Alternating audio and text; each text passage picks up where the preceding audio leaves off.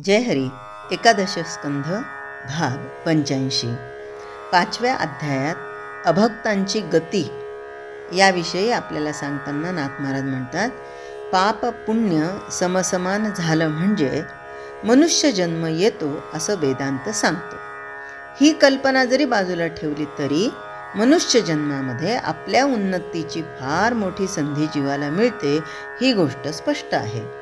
नित्यानित्य विवेक वापरून आपलं खरं कल्याण ज्यामध्ये आहे ती गोष्ट साधणं हे माणसाचं पहिलं कर्तव्य आहे. केवळ अमाप देहभोग भोगण्यासाठी किंवा विकाराधीन होऊन वाटेल तसं वागण्यासाठी किंवा लोभानं अशाश्वत वस्तू गोळा करण्यासाठी किंवा केवळ शब्दज्ञान मिळवण्यासाठी आपण जन्माला आलेलो नाहीत. आपण आलो ते भगवंतासाठी, त्याची प्राप्ती करून न घेता जर गेलो तर पुन्हा माणसाचा जन्म येईल याची खात्री नाही. इतकंच नाही तर आपण खालच्या योनीमध्ये म्हणजे प्राण्यांच्या जन्मास येण्याचा संभव आहे.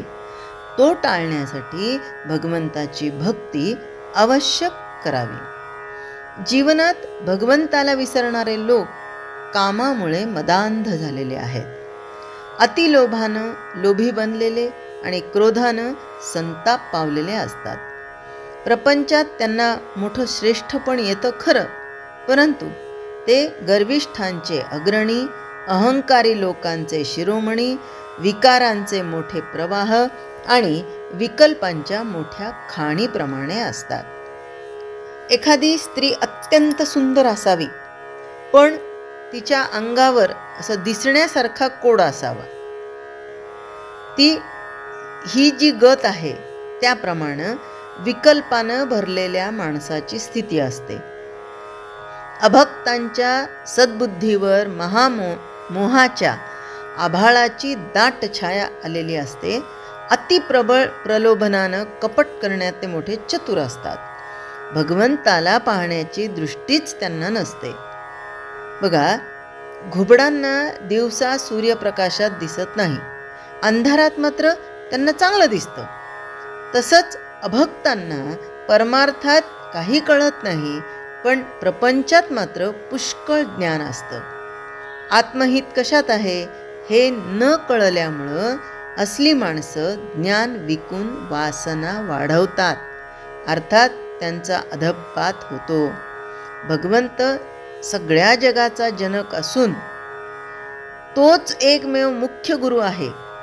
जो अविवेकी पुरुष त्याला भजत नाही तो सर्वस्वी वाया गेला किंवा नाडला असं समजावं. जो अविवेकी पुरुष भगवंताला भजत नाही तो सर्वस्वी वाया गेला असं समजावं. कारण का हे आपण 4-4 वेळेस का म्हणायचं, 2-2दा का बोलायचं? तर आत्ता तरी निदान इथून पुढे तरी जितका काळ जितका श्वास शिल्लक आहे, निदान तितक्या श्वासामध्ये तरी वेळ वाया न घालवता भगवंताला भजावं. बरं, भगवंताला भजायचं म्हणजे काय करायचं? तर सातत्याने भगवंताचं स्मरण ठेवायचं, आठव ठेवायचा. आणि सातत्याने जर स्मरण राहिलं तर मग आपल्याकडून वाईट कृत्य हे कधीच घडणार नाही. 4 आश्रम आणि 4 वर्ण त्या मूळ पुरुषापासून जन्मास आले. भगवंताच्या मुखापासून वेद जाणणारे ब्राह्मण, बाहूंपासून क्षत्रिय, मांड्यांपासून वैश्य आणि चरणांपासून शूद्र झाले. 3 गुणांपासून 4 वर्ण झाले. शुद्ध सत्वापासून ब्राह्मण, सत्व रजापासून क्षत्रिय, रज तमापासून वैश्य आणि फक्त तमापासून शूद्र झाले. ब्राह्मण, क्षत्रिय आणि वैश्य हे द्विजन्मे म्हणजे उपनयन संस्कार हा त्यांचा दुसरा जन्म असतो. त्यांना गायत्री मंत्राचा आणि वेदाध्ययनाचा अधिकार आहे. ब्रह्मचर्य आणि गृहस्थाश्रम 3 वर्णांना अवश्य, पण ब्राह्मणांना 4 आश्रम अवश्य असतात. त्या विराट पुरुषाच्या चरणांच्या ठिकाणी गृहस्थाश्रम, हृदयाच्या ठिकाणी ब्रह्मचर्याश्रम, वक्षस्थानी वानप्रस्थाश्रम आणि शिरस्थानी संन्यासाश्रम समजावा. आता बघा, गृहस्थाश्रमाला या विराट पुरुषांच्या चरणाची जागा दिलेली आहे आणि याचा दोन्ही अंगाने आपल्याला विचार करता येतो की विराट पुरुषाच्या चरणी आमचा गृहस्थाश्रम आहे, म्हणजे आमचा गृहस्थाश्रम हा सात्विक आहे. पण दुसऱ्या बाजूने जर विचार केला तर चरणांची म्हणजे खालची बाजू आहे. तर आम्ही जर गृहस्थाश्रमामध्ये आसक्त होऊन केवळ आणि केवळ प्रापंचिक उपभोग घेण्यासाठी जर आम्ही गृहस्थाश्रम करत असू तर ते खालच्या पातळीवर गेलेला म्हणून चरणांच्या ठिकाणी आहे. आणि चांगल्या अर्थाने जर विचार केला तर विराट पुरुषांच्या चरणाच्या ठिकाणी गृहस्थाश्रम आहे, म्हणजे गृहस्थाश्रमी पुरुषाने विराट पुरुषाच्या चरणी सातत्याने नतमस्तक असावं, म्हणून विराट पुरुषाच्या चरणाच्या ठिकाणी गृहस्थाश्रम आहे. आता हृदयाच्या ठिकाणी ब्रह्मचर्य आश्रम म्हणजे का, तर भगवंताला राहण्याचं ठिकाण हे आमचं हृदय दिलेलं आहे. आता हे ब्रह्मचर्याश्रमच का दिलेलं असणार, तर जेव्हा ब्रह्मचर्याश्रम असतं तेव्हा मग काम उत्पन्न होत नाही. मग जर काम उत्पन्न नाही झाला तर क्रोध उत्पन्न होत नाही.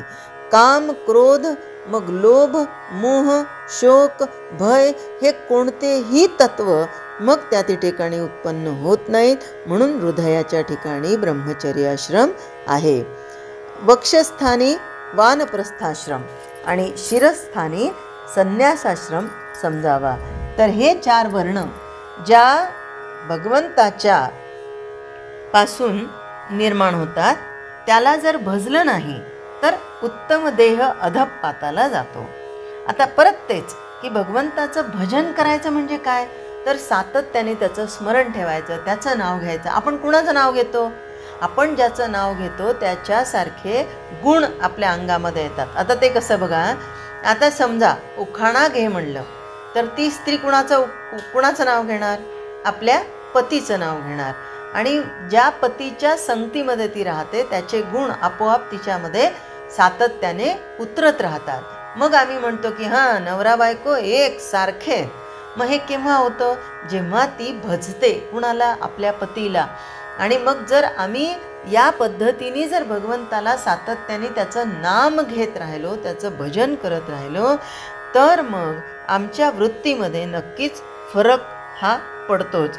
आणि जर नाही भजल्या गेलं तर मग असा प्राप्त झालेला उत्तम नरदेह हा अधःपाताला जातो.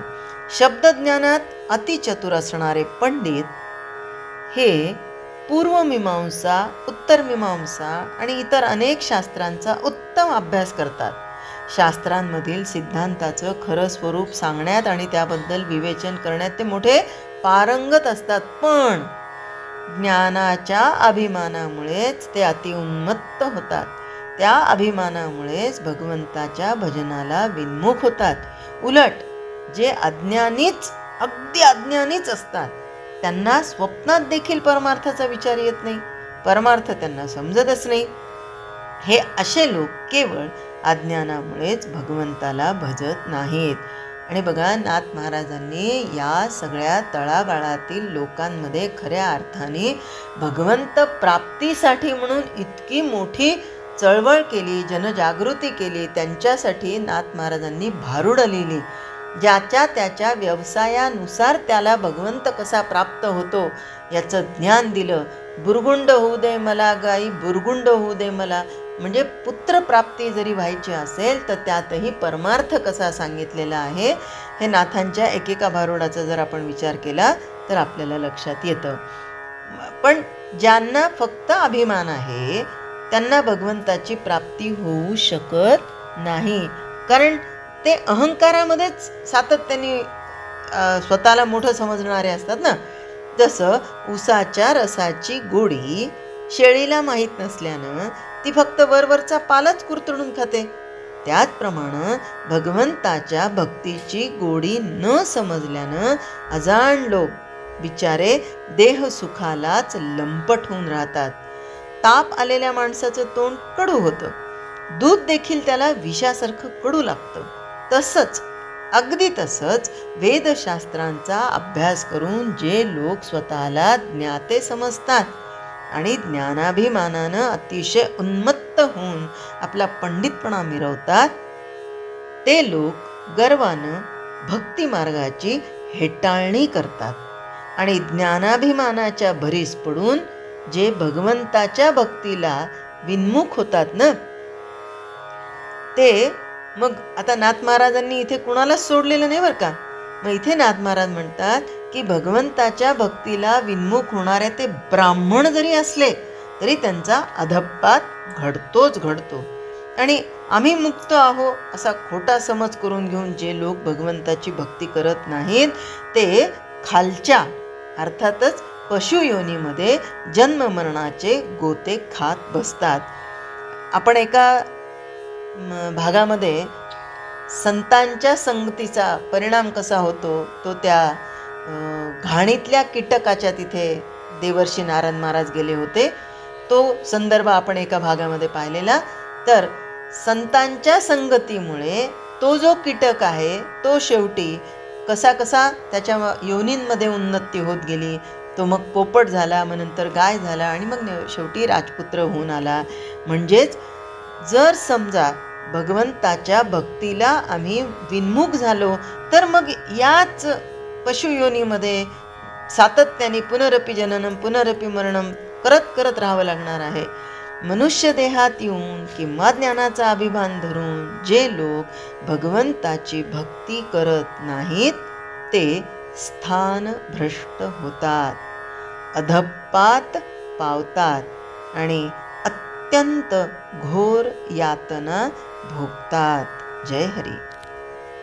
स्तोत्र मंत्र संपूर्ण भगवद्गीता, एकनाथी भागवत, भजन, भक्तिगीत, डोहाळे, पाळणे, उखाणे व महिलांसाठी खास किचन टिप्स हे सर्व पाहण्यासाठी माझ्या यूट्यूब चॅनलला एकदा नक्की सबस्क्राईब करा आणि हो, लाईक व शेअर करायला विसरू नका.